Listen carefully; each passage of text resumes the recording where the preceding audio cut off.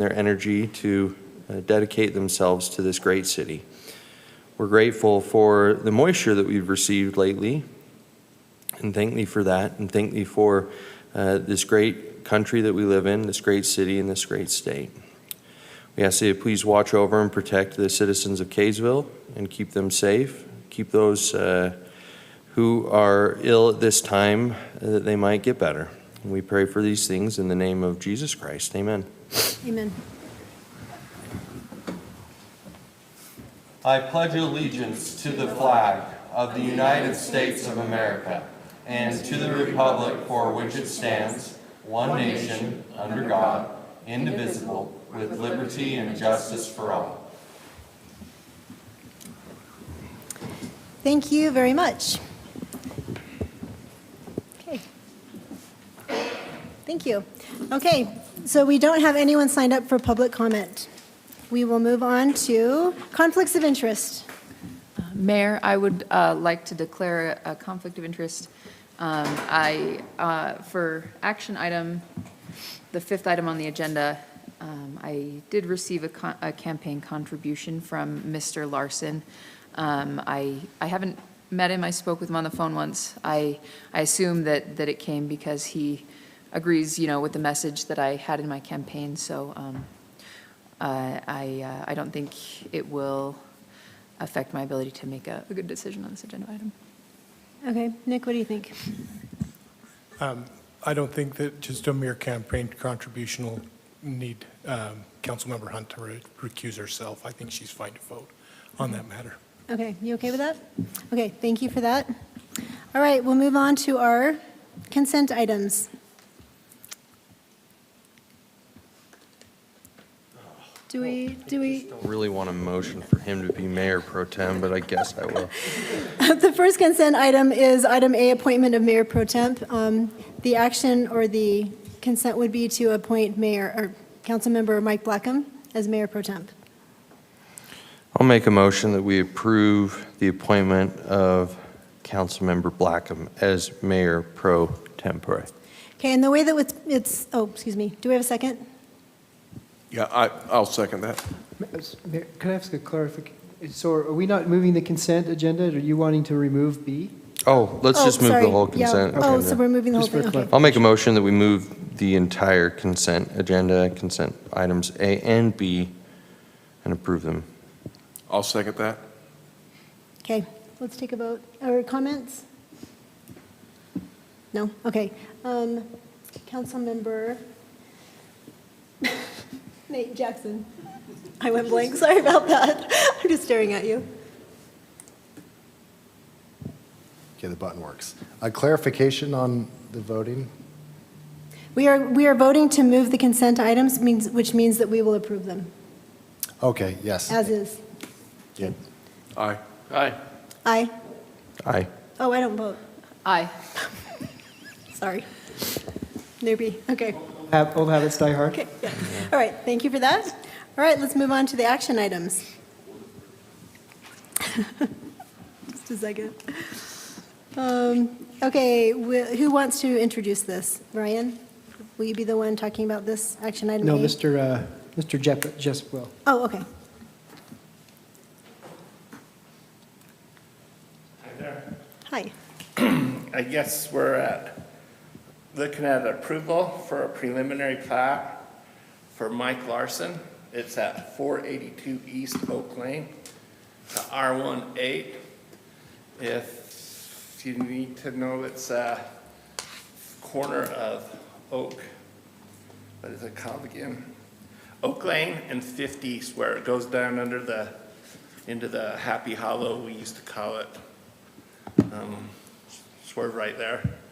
What they're doing is taking a lot that's facing, the existing house faces Pin Oak, and there's a couple lots kind of hodgepodge together. They're consolidating the lot to make the existing house on a 22,000 square foot lot. And then they're making a new lot out of some consolidation with some property there for a 17,000 square foot lot. They're R18, so they only need to be 8,000 feet, so they're ample size. The hatch mark on the plat is dedication line to adjust the right-of-way for the line, center line of the road. We found some issues with when we was going through this, but we've addressed it. They've dedicated the road for alignment. The only thing that staff really recommends, or planning commission, is maybe consider a hammerhead or a pull forward of driveway approach some way so that they pull forward out onto the traffic in that swerve and that hill. Other than that, I think planning commission had a full recommendation that you approve this. Thank you. We don't have anyone signed up for public comment, so we will move to council member questions. I think I answered my own questions looking at the aerial photo. Because the asphalt, the way it is down there at the bottom, this won't narrow that road at all, will it? No, in fact, that's what they was doing, is trying to widen it and make that center line scooted over so that, and they're gonna improve it, change the way it looks. They're gonna follow that. Because they are going to be required to put the curb and gutter in, right? Yes, and they're Okay. gonna make it look more like that picture we're showing with the Right. right-of-way. When I was looking at the plat, it actually looked like it cut over into the right-of-way and would actually narrow the asphalt. But when I looked at the aerial photo, it looks like there is extra asphalt on the Yeah. other side of that I line. can so, remember when, we kinda hodgepodged that Yeah. way back when Larry was here. Yeah. It's kinda just a mess right there. So that would have been my only concern, was narrowing the asphalt. But I don't think you will. Josh and Dexter's got it ironed out, so it's gonna work. Yeah. Okay. Do we have any other questions? I got one. What about right-of-way? Did Josh say anything about right-of-way for the hollow? Does he need an easement or anything for, No, I think never was brought up. okay. At one point in time, I remember there's a situation on Sunset where they can't turn one of these roads into a city road because it's too close to, how Oak Lane comes out and then it switches over. Are there any issues with the fact that people are going to be pulling out on Oak Lane right there? Like you said, the planning commission put together or asked that we do a recommendation. Yeah, it was mostly staff and planning commission, but that is kind of an issue there. But the amount of traffic, just one car pulling out, maybe 2 cars a day in the morning, 2 cars at night. If they're pulling forward, you wouldn't, it's probably no different than the house, just that side being that close to the corner too.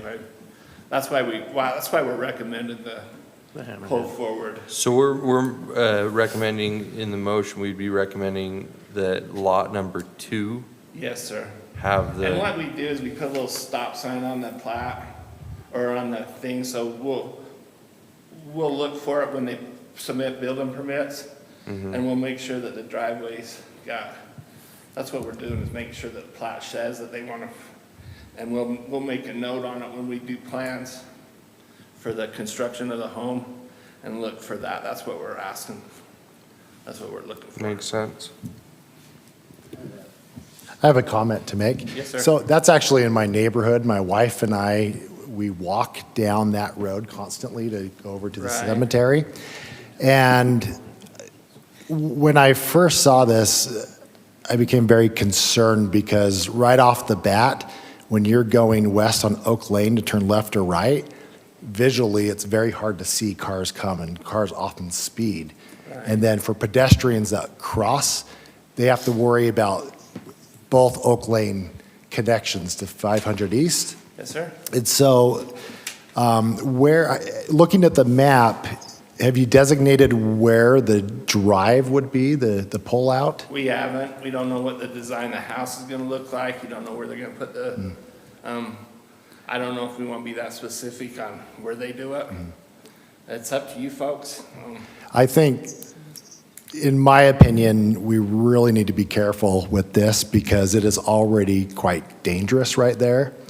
And I'm very concerned about just another pull-out.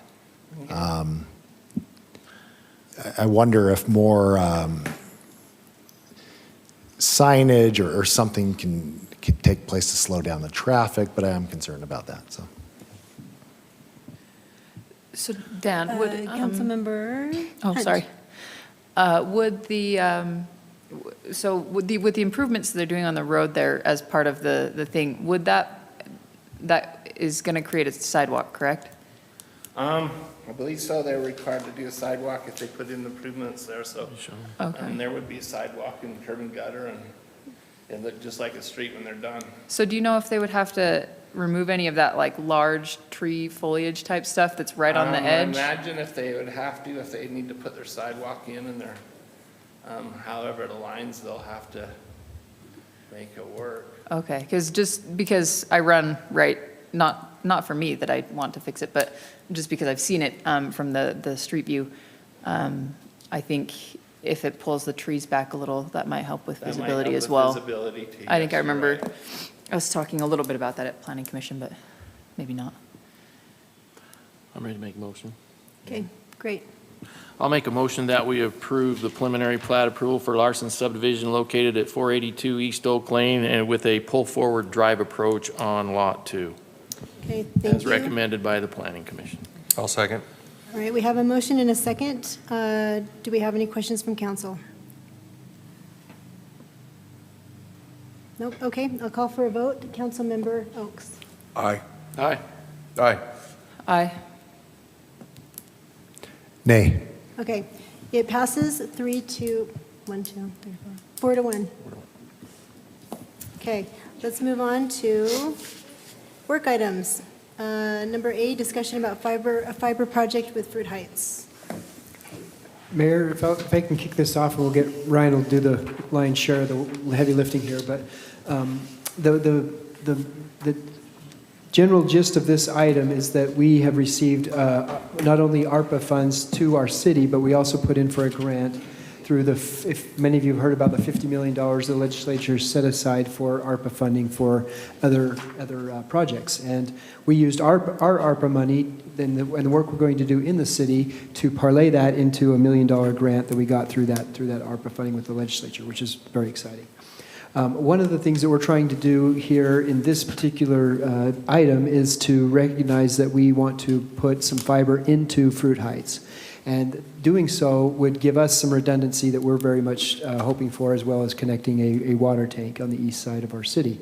But also this would give Fruit Heights an opportunity to lay some dark fiber or some active fiber, frankly, whatever they want to do, and then parlay that into connecting their facilities or whatever they want to do with them, I guess, is not our concern. There are some things in the agreement that we do ask them to do which meet the ARPA guidelines, including connecting some parks. So this item is about that. We are very much underway with a fiber project in our city. We're connecting things all the time. I'm seeing Ryan meeting with Dexter, our new city attorney, our city engineer. Nick was surprised here we have a new city attorney. Yeah, Nick, it's been nice knowing you. But this item tonight is just about this Fruit Heights agreement with them to both of us lay some fiber. They're going to give us easements and some things that we need to do this. And Mr. Judd met with their city council on Tuesday night, and he can report more about that. But I heard it was extremely positive from the Fruit Heights side. And I don't know if I should say this in an open meeting, but anything we do with Fruit Heights, I think that we can work together is a good thing, and I would think you would all agree with that. And so we've had our challenges in the past, and obviously we want to do anything we can do to work as sister cities in a positive direction. Thank you. Yeah, that was well said. I don't have anything to add unless you have questions. I wouldn't mind if you would kind of just have a quick overview of what the project is. Yeah, absolutely. I'll give you the whole overview. I would love that. You mind if I share one piece that I didn't? If I can find it. Do you want us to call the tech guy? You might need to. You never know. I don't know if this is actually going to work. Does it pop up with? Yeah, it did. All right.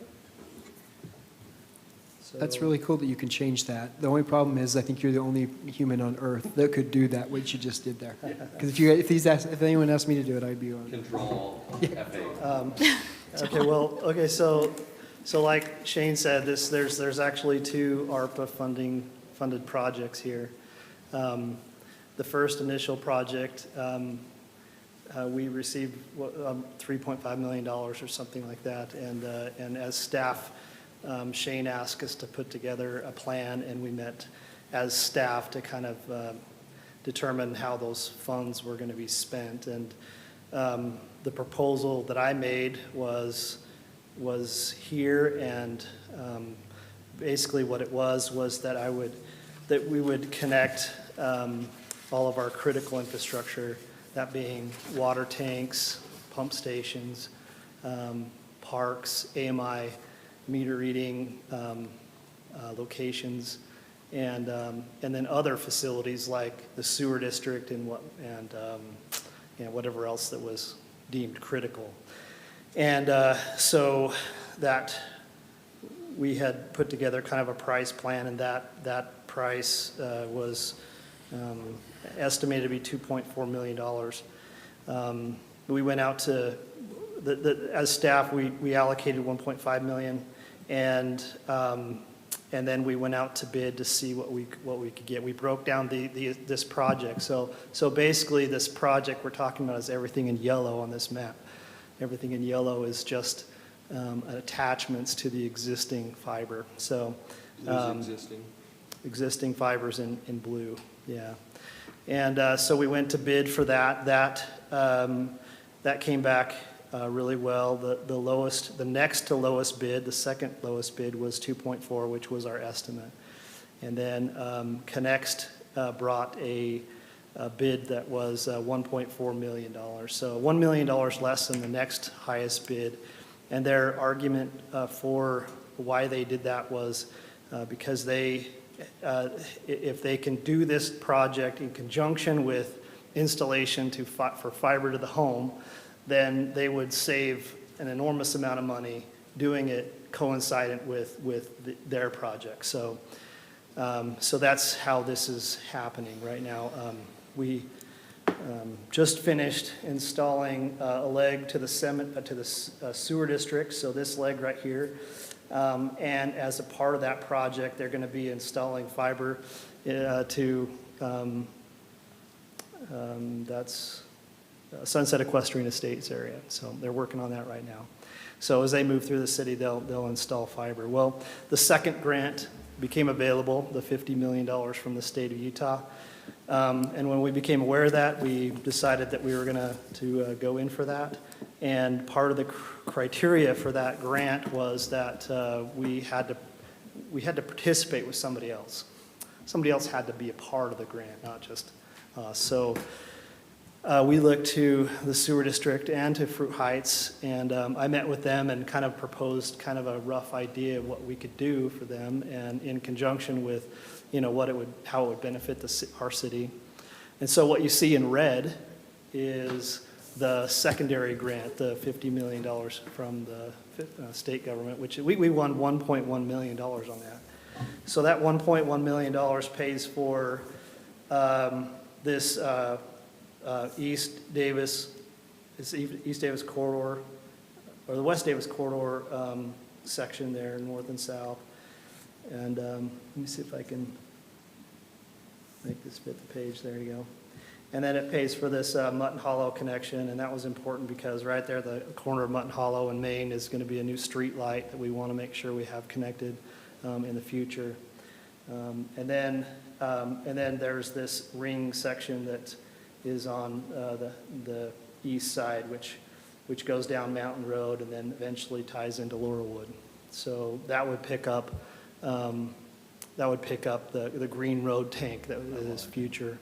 So by doing this, we accomplish a lot. And in return for Fruit Heights participating with us, we connect their water tanks, their pump station, their well site, a couple parks, and their PRVs plus their city building. It's just a really awesome deal for them. So So we get some kind of polishing on our fiber network, and they get a backbone that they can use for the future. So anyway, that's it. So just, if anybody else, but I do have just a few questions. Sure. So we got the $1.1 million grant, which it sounds like it covered a lot more than just this Fruit Heights for Yes. us, which is good. Under the agreement, under number 1, it said it's and I talked to Shane earlier, and he said all this money is just grant money. But this sentence said it's a matching grant. Is it not? It's not a matching grant, is it? It is a matching grant. It is a So matching grant. the match is the first So it's the ARP first that we funding. got, that That's- is the match for the second? That's correct. Okay, so it's no taxpayer dollars out there, no, okay, that's what Yeah. I wanted to make sure of. Yeah. Okay, thank you. Any other questions from council? It's awesome. So cool. Yeah. Thank you so much. Yeah, you bet. Appreciate all the work on this. I All right, have- then- I have go a ahead, question. Councilmember Just Lewis. more clarification from my understanding, the benefit of connecting the fiber to the water tanks and everything. Could you just briefly discuss the benefit of connecting to that? Yeah, so, there's a lot of data that's going to be generated from those tank sites and in the form of cameras for security, access control, telemetry and SCADA, automation. So all of those things as we work to improve our water system, not just our water system, but also our power system, this fiber will kind of be a backbone and a support for that infrastructure. And so it'll play a very important role in kind of that data support essentially for that infrastructure. Mayor, can I add to that? Yes, And please. just maybe just generally, I think what we're trying to do is parlay these technological advances that Ryan's been proposing for years, that we're trying to do our best to install, in needing less staff, and these things will save us money, so we can read. Most of you probably know we installed smart meters into our community the last couple of years, and that means that somebody doesn't need to go out there and turn a meter on and turn a meter off. They can do it from their computer. We can do that over the weekend. We've done that before. We turn people on and off. So it allows us to do things remotely, and it's just that saves staff hours. It makes us help be more efficient. And we try to run a lean city here, and so those kinds of advances are going to be very important to us in the future. And kudos to Ryan for all the proposals he's made. He's probably shoving technology down our throat, and good for him for doing it, because I'm sure some of it's been well received, and some of it we're like, ooh, but we appreciate that, Ryan. Yeah. So can I, question? So Ryan, I understand almost everything, but except for the West Davis corridor, what's the benefit of that to us? The intent of the West Davis corridor was to get more than just that segment. To kind of back up just a little bit, part of this infrastructure connection is going to be for UDOT semaphores or signal lights. And so there's going to be some kind of UDOT exchange. And with that exchange, I'm going to ask for fiber north and south. And so connections to our neighbors north and south. This will support us in the ability to provide or access various services like different ISP providers, potentially connect us into the dispatch type scenario. Anyway, it's just future thinking is all it is. And honestly, we asked for $1.2 million. We received $1.1 million, and we had to scale this back. So the first thing I did is in this project, we have, this is conduit you see on this East Davis corridor. It's not necessarily fiber because we had to reduce the cost. So we trimmed it in a lot of different places. So, yeah. One last question. As far as security, does it increase like any oversight from the city as far as security, having all this fiber connected to like our water and tanks, things like that? Yeah, I mean, that's a part of this that, what plays into, the IT environment, right? Well, as we build new buildings and whatnot, we're going to have to make sure that we have the facility to segment out the pieces that are going to be critical infrastructure, right? So that they're on their own network, that they're isolated or air gapped in a way that protects that infrastructure. But the fiber alone will, be a huge benefit for that security. So. Thank you. Any other questions? Okay, we don't have any, so I would look for a motion. Entertain a motion. And a reminder, we're in a work session, so we're looking to move this to action. Yes, thank you, Shane. I'll make a motion to move, let's see, where are we? 6A. Agenda item 6A from a work item to an action item. Do we have a second? I'll second that. Okay, so we have a motion and a second. Do we have any comments? Nope. Okay, let's take a vote. Councilmember Blackham. Aye. Aye. Aye. Aye. Aye. Okay, that is passed unanimously. Thank you very much. So we'll now move on to council member reports. We really haven't had an opportunity with all of our new council members to explain what council member reporting time is used for. So I'll just do it quickly. Once we have all the liaison assignments and committee and board assignments for the council members, then this is the time that you would use to kind of report on what's going on with those organizations. So it's usually pretty brief, but you can use this time to talk about whatever it is that you want to keep us posted on as far as things go. That being said, does anyone have any council member reports? Yes? No? Oh, yes, no, okay. The only thing is, I believe the new community development director is going to start Monday. Is that Yes. correct? That's right. Yes, and we are really excited We're for her. looking forward to that. That'll be good. Yes, that'll be great. Okay, well, thank you. Shane, do you have a city manager report? I just, congratulations to the new members. I think that the evening tonight was a home run.